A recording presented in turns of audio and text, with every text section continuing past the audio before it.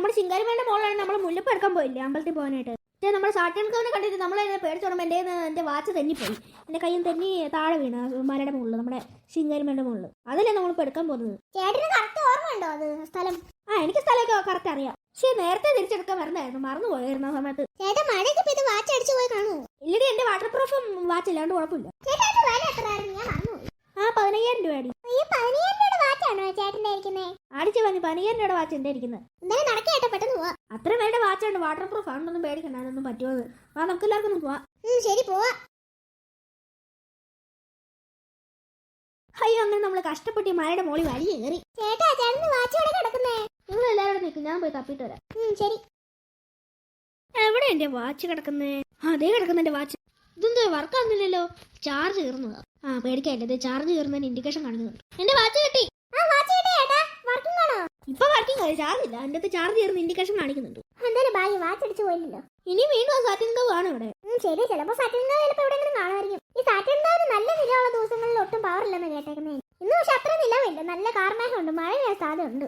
ഈ ആ സാറ്റൻകവിന് ശക്തി ആവുമായിരിക്കും ഇപ്പം. ഇന്നത്തെ ദിവസം സാറ്റൻകവിന് നല്ല ശക്തിയാടി. അയ്യോ, എല്ലാരും നോക്കും സാറ്റൻകവ്.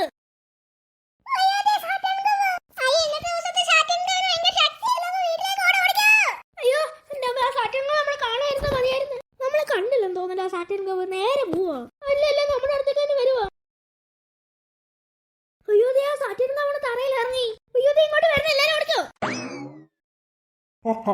നിന്നെയൊക്കെ ഞാൻ ഇന്ന് പിടിക്കും. എത്ര നാൾ കൊണ്ട് നമുക്ക് നിന്നെയൊക്കെ എന്റെ കയ്യിലൊന്ന് കിട്ടാനായിട്ട്. ഇന്നത്തെ ദിവസം എനിക്ക് വളരെയധികം ശക്തിയുണ്ട്, അതുകൊണ്ട് നിന്നെയൊക്കെ ഞാൻ ഇന്ന് പിടിക്കും. കൊണ്ടോണം. A few moments later. അയ്യോ, എന്റെ അമ്മ ഓടി രക്ഷപ്പെട്ടോടുന്നു. ശിവാനിയാണെങ്കിൽ ശിവാനിയുടെ വീട്ടിലും കൊണ്ടിട്ട് വാടി, നമുക്ക് അകത്ത് ഇറങ്ങാം, നമ്മുടെ വീടിന്റെ അകത്ത്. അയ്യോ, ഓടി വയ്യേ. അയ്യോ, മലയുടെ മുകളിൽ നിന്ന് എന്തോ സ്പീഡിൽ നമ്മൾ ചാടി ഇറങ്ങുന്നേ. അയ്യോ, ഞാൻ ഓർത്ത് നമ്മൾ വീണെന്ന്, മലയുടെ മുകളിൽ താഴെ വീണെന്ന് ഓർത്ത്. അയ്യോ, ഭാഗ്യത്തിനൊന്നും പറ്റിയില്ലല്ലോ നമുക്ക്. അയ്യോ ചേട്ടാ, ബാ, ഒരു ഗ്ലാസ് വെള്ളം കുടിച്ചിട്ട് വരാം. മലയുടെ മുകളിൽ എന്താ പറഞ്ഞല്ലേ ഇങ്ങോട്ട് വന്നു നമ്മള്. ശരിയാടി, വാടി, നമുക്ക് ഒരു ഗ്ലാസ് വെള്ളം കുടിക്കാം. അയച്ചിട്ട് വയ്യ എന്റെ അമ്മേ. ഇനി ആ സാറ്റൻകവ് നമ്മുടെ വീട്ടിലേക്ക് വരായിരുന്നു മതിയായിരുന്നു. ഇല്ലടി, മിക്കവാറും നമ്മുടെ വീട്ടിലേക്ക് വരുമായിരിക്കും സാറ്റൻകവ്. ചേട്ടാ, ഇനി ദാഹിക്കുന്ന വെള്ളം കുടിക്കണം, വാ അകത്ത് പോവാം. ശരിയുടെ അകത്ത് പോവാം. ഇന്നത്തെ ദിവസം ഞാൻ എല്ലാത്തിനും പിടിക്കും. അതുങ്ങളുടെ വീട് ഇതാണെന്ന് തോന്നുന്നല്ലോ. അതുങ്ങളുടെ മാണ് ഇവിടുന്നാണ് വരുന്നത്. ഞാൻ എന്തായാലും സാധാരണ പശു പോലെ ആകും. എന്തായാലും എനിക്ക് സാധാരണ പശു പോലെ ആകാനും പറ്റും. നല്ല പവറുള്ള ദിവസം ഒന്ന്. ഞാനൊരു സാധാരണ പശു ആട്ടെ. ജീം ബൂമ്പാ. ഞാൻ പിന്നെ സാധാരണ ഒരു പശു പോലെ ആയി. അതെവിടുന്നാണ് ഒരു പശുവിന്റെ സൗണ്ട്? ഏതേത് ഈ പശു? ഈ പശു ഏതാ? പശു നീ എവിടുന്ന് വരുവാ? പശുവിനെ കഴിച്ചാ പശുവിന് എങ്ങനെ മനസ്സിലാവും? ഞങ്ങളുടെ വീടിന്റെ അടുത്ത് അങ്ങനെ പശു ഒന്നും ഇല്ലല്ലോ, പിന്നെ ഇത് എവിടെ നിന്ന് വന്നു ഈ പശു? ചിലപ്പോ വേറെ എവിടെന്നേലും ദൂരെ നിന്ന് വന്നായിരിക്കും. ഇതിന്റെ ഉടമസ്ഥ വരുന്നവരെ ഞങ്ങളുടെ വീട്ടിൽ എന്തായാലും ഈ പശുവിനെ കെട്ടിയിട്ടേക്കാം. ഈ പശു ആണെങ്കിൽ കൊമ്പിട്ട് എന്നെ കുത്തുമെന്ന് എന്റെ പേടി. എന്റെ പൊന്നെ, ഒന്നാമത് വയസ്സാന്നാലോ ചവിട്ടി എറിഞ്ഞാ പിന്നെ നടു ഓടിയും ചെയ്യുന്ന എന്ത് ചെയ്യും? പെൺപശുവാ. ഈ പശുക്കുട്ടി എന്തുവാടി? ഇതെന്താ ഇങ്ങനത്തെ സൗണ്ട്? ആൺപശുവിന്റെ സൗണ്ട്. ഈ തള്ളക്ക് മനസ്സിലായെന്ന് തോന്നുന്നു. ഞാൻ പെൺപശുവിന്റെ സൗണ്ട് എടുക്കാം. ഇതെന്താ ഇപ്പൊ സൗണ്ട് പെൺപശു ആയാലോ? ചിലപ്പോ ഈ പശുവിന്റെ ഒച്ച പോലെ അറിഞ്ഞിരുന്നായിരിക്കും. എന്തായാലും ആട്ടെ. പശുക്കുട്ട, നിനക്ക് പുല്ല് വേണോ? ഞാനിപ്പോ പുല്ലിന് അവിടെ പോവാനാ. ഇന്ന് തള്ള, ഞാൻ നിങ്ങളോട് ചോദിച്ചില്ലല്ലോ പുല്ല് വേണമെന്ന് എനിക്ക്. പുല്ല് വേണമായിരുന്നു എനിക്ക് തിന്നാനായിട്ട്. നല്ല പച്ച പുല്ലൊക്കെ തിന്നാൻ കൊതി വരുന്നു. എനിക്ക് ഇങ്ങനെ പെൺപശുവിന്റെ സൗണ്ട് അങ്ങ് വെക്കാൻ ഇഷ്ടപ്പെടുന്നില്ല. തള്ളക്കാണെങ്കിൽ മനസ്സിലാവുകയും ചെയ്യും. ആൺപശുവിന്റെ സൗണ്ട് കേട്ടാ പെൺപശുവിന് ആൺപശുവിന്റെ സൗണ്ട് കേട്ടാ എന്തെങ്കിലും സംശയം തോന്നും. പക്ഷേ ഈ പശുവിന് ഞാൻ എന്ത് കൊടുക്കും? കാടികളും കൊടുക്കണം. കാടികളും കൊടുക്കുന്നതിന്റെ കൂടെ കാടിയൊന്നും ഇല്ലല്ലോ. എന്തിപ്പോ കൊടുക്കും? അപ്പുറത്ത് നല്ല ഇച്ചിരി ഒരു കൈ പുല്ല് വല്ലതും പറിച്ചോണ്ട് വരാം. ഒരു പശുവിന് ഒരു കൈ പച്ചപ്പുല്ല് കൊണ്ടുവരുന്നു.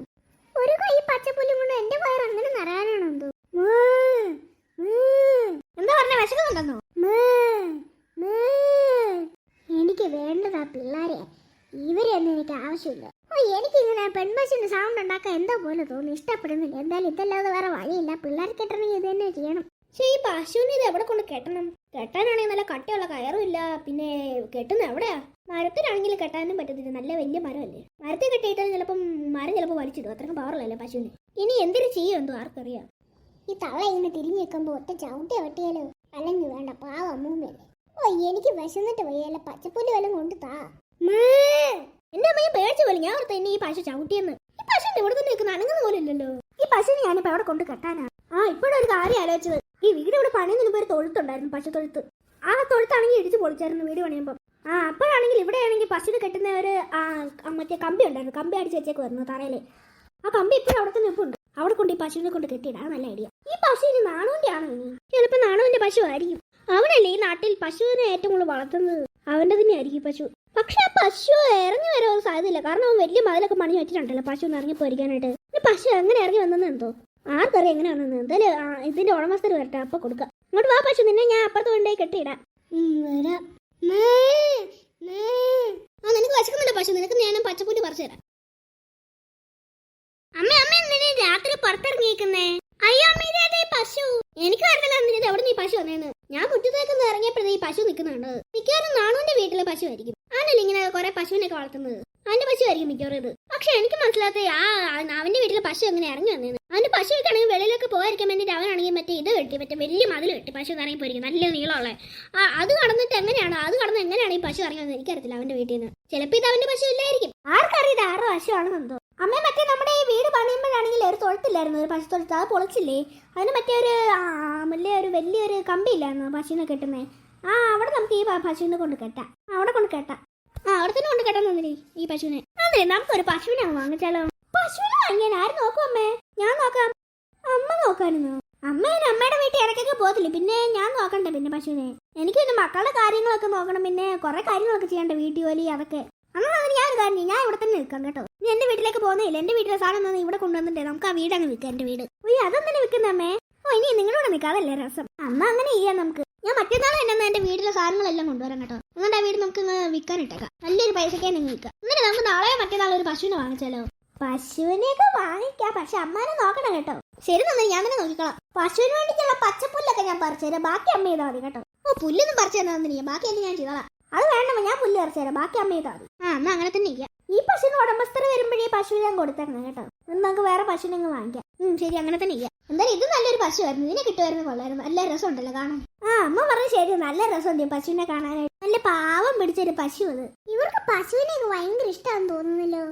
ഞാൻ ഇവരുടെ പിള്ളേരെ ഒന്നും തൽക്കാലം ഒന്നും ചെയ്യുന്നില്ല. ഇവര് പാവം പിടിച്ച ആൾക്കാരെ. ഇവർക്ക് പശുവിനെയും മൃഗങ്ങളെയൊക്കെ ഭയങ്കര ഇഷ്ടമാണെന്ന് എനിക്കിപ്പോൾ മനസ്സിലായി. ഇവര് പാവങ്ങളാണ്. മൃഗങ്ങളെ ഇഷ്ടമല്ലാത്ത ദുഷ്ടന്മാരെയൊക്കെ ഞാൻ പോയി ശരിയാക്കുന്നത്. പക്ഷെ എനിക്കറിയത്തില്ലെന്നില്ല ഇവർക്ക് മൃഗങ്ങളെയും പശുക്കളെയൊക്കെ ഇഷ്ടമാണ്. ഇവര് പാവം പിടിച്ച ആൾക്കാരാണ്. ഞാൻ എന്തായാലും ഇവര് തൽക്കാലം ഒന്നും ചെയ്യുന്നില്ല. ഇവര് കാണാതെ ഞാനങ്ങ് പോയിക്കോളാം. ഓ, നല്ല ആൾക്കാർ. അമ്മേ, നമ്മളൊരു പശുവിനെ വാങ്ങിച്ചാലേ അമ്മ പിന്നെ നോക്കണ്ട, നമ്മൾ ആരും നോക്കണ്ട. അവര് മൂന്നുപേരും അങ്ങ് നോക്കിക്കോളും. അയ്യോ, അവർക്കല്ലേ മൃഗങ്ങളെ ഭയങ്കര ഇഷ്ടം. നമ്മുടെ കിങ്ങിണിപ്പൂച്ചക്കാണെങ്കിലേ മക്കളെ ക്യാറ്റ് ഫുഡ് വാങ്ങിച്ചു കൊടുക്കത്തേ ഉള്ളൂ, വേറെ ഒന്നും വാങ്ങിച്ചു കൊടുക്കത്തില്ല. പിന്നെ ഇറച്ചിയും മീനൊക്കെ കൊടുക്കുന്നത്. അന്ന് അമ്മ നോക്കേണ്ട ആവശ്യമില്ല പശുവിനെയൊക്കെ. അവരെന്നെ നോക്കിക്കോളൂ. അവർക്ക് പശുവിനെയും മൃഗങ്ങളൊക്കെ ഭയങ്കര ഇഷ്ടമല്ലേ. അതെന്തായാലും കൊള്ളാം. എന്റെ പൊന്നെ, എനിക്ക് മൃഗങ്ങളെ ഭയങ്കര ഇഷ്ടമാണ്. പ്രത്യേകിച്ച് എനിക്ക് പശുക്കളെ ഭയങ്കര ഇഷ്ടം. ഞാൻ പണ്ട് ഇഷ്ടംപോലെ പശുവിനെ വളർത്തിയിട്ടുണ്ടല്ലോ. അയ്യോ, എന്തോരം സ്നേഹിച്ച് വളർത്തിയതാ. എനിക്ക് മൃഗങ്ങളെയും പശുക്കളെയും ഭയങ്കര ഇഷ്ടമാണ്. പശുക്കുട്ടി, നമുക്ക് അപ്പുറത്ത് പോവാ. നല്ല അനുസരണമുള്ള പശുക്കുട്ടി, ചക്കരക്കുട്ടി. ഇന്ന് വാ. അയ്യോ, ഞാനിനി അകത്ത് പോവാ. ഞാനങ്ങനെ പശുക്കുട്ടീനെ അവിടെ കൊണ്ടിട്ട് ഇഷ്ടം പോലെ പുല്ല് കൊടുത്തു. വയറ് നിറയെ നേരം ഇഷ്ടം പോലെ പച്ചപ്പുല്ല് കൊടുത്തു. ഞാനിനി എന്തായാലും അകത്ത് പോവാ. The next day. വെളുപ്പിനായ സമയം. പശുക്കുട്ടി എന്ത് ചെയ്ത് നോക്കിട്ട് വരട്ടെ. എന്ത് ചെയ്യാൻ നോക്കട്ടെ, നോക്കിട്ട് വരാം. അയ്യോ, അവിടെ കെട്ടിയിരിക്കുന്ന ആ പശുവിനെ കാണുന്നില്ല. അയ്യോ, അതവിടെ പോയി രാത്രി കെട്ടും പൊടിച്ച് പോയി കാണും. അയ്യോ, അതിനെ അവിടെ പോയി കാണും. എനിക്ക് വയ്യ ആലോചിച്ചിട്ട്. എന്തായാലും കഷ്ടമായി. അതിന് ഉടമസ്ഥർ വരുമ്പോ കൊടുക്കാന്ന് വിചാരിച്ചു. ആ പശുവിനെ അപ്പൊ കാണുന്നില്ല. അയ്യോ, ഇനി എന്ത് ചെയ്യുക എന്തോ ആർക്കറിയാം. ചിലപ്പോ രാത്രി എന്റെ ഉടമസ്ഥരെ ഒന്ന് വിളിച്ചോണ്ട് പോയി കാണും, ചിലപ്പോ നമ്മളോട് പറയാതെ. ഇനി എന്തെങ്കിലും ആവട്ടെ, ഇനി എന്ത് ചെയ്യും. 5 minutes later. അയ്യോ, പെട്ടെന്ന് തന്നെ ചോറും കറി ഉണ്ടാക്കാം. രമേശേട്ടനാണെങ്കിൽ ഓഫീസിൽ പോകണം, പിന്നെ മക്കൾക്കാണെങ്കിൽ സ്കൂളിലും പോകണം. പെട്ടെന്ന് ചോറും കറി ഉണ്ടാക്കാം.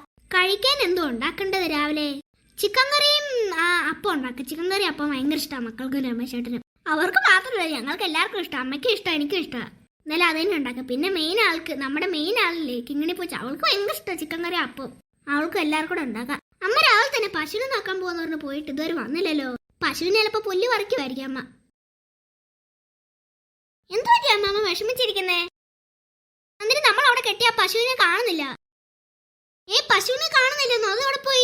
എനിക്കറിയത്തില്ല തന്നില്ല അത് അവിടെ പോയെന്ന്. ഞാൻ രാവിലെ തന്നെ ഇങ്ങോട്ട് നോക്കിയപ്പോ ആ പശുവിനെ കാണുന്നില്ല. ചിലപ്പോ കെട്ടുവല്ല പൊട്ടിച്ച് പോയി കാണും. ഇനി എന്ത് ചെയ്യുമെന്തോ. ഓയ്യോ, അതെന്തായാലും കഷ്ടമായി പോയല്ലോ. അതിന്റെ ഉടമസ്ഥന്റെ കൈ കൊടുക്കാൻ പറ്റില്ലല്ലോ നമുക്ക്. ചിലപ്പോ അതിന്റെ ഉടമസ്ഥനാണെങ്കിൽ ചിലപ്പം രാത്രി കാണും, ചിലപ്പോ അതിനെ കണ്ടിട്ട് വിളിച്ചോണ്ട് പോയി കാണുന്നത്. ചിലപ്പോ നമ്മളോട് പറയാത്തായിരിക്കും. ചിലപ്പോ അങ്ങനെ തന്നെ ആയിരിക്കും. ഇനി വിഷമിച്ചിട്ട് കാര്യമില്ല. ആ പശുവിന്റെ ഉടമസ്ഥന്റെ കയ്യത്തിന് എത്തിച്ചെല്ലണേ. ഇനി വിഷമിച്ചിട്ട് കാര്യമില്ല.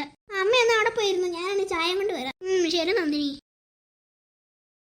എന്തായാലും ആ പശു അവിടെ പോയാ എന്തോ. ഇനി ചിലപ്പോ രാത്രി അതിന്റെ ഉടമസ്ഥൻ വന്ന് ചിലപ്പോ അതിനെ വിളിച്ചോണ്ട് പോയി കാണും. ആ എന്തായാലും ആട്ടെ. ഓ ഇനി വിഷമിച്ചിട്ട് ഒരു കാര്യമില്ല. കിങ്ങിണിപ്പൂച്ചയുടെ കൊച്ചു പൂച്ചകൾ ഇപ്പം രണ്ടാമത്തെ നിലയിലാണ് താമസം. അവർക്ക് വേണ്ടി തന്നെയാണെങ്കിൽ രണ്ടാമത്തെ നിലയിലാണെങ്കിൽ ഫുഡും ഉണ്ട്, ഒരു റൂമും ഉണ്ട്, ഇഷ്ടം പോലെ വീടും ഉണ്ട്, കാർഡ്ബോർഡ് വീട് മക്കളുണ്ടാക്കി കൊടുത്തിട്ടുണ്ട്, ഇഷ്ടം പോലെ വീടും. അവരങ്ങനെ അവിടെ കളിച്ച് രസിക്കുക. ഉയ്യോ, ഞാൻ കഥയെ പറഞ്ഞിട്ടൊന്നും സമയം പോകുന്ന അറിയത്തില്ല. പെട്ടെന്ന് കഴിക്കാൻ ഉണ്ടാക്കട്ടെ.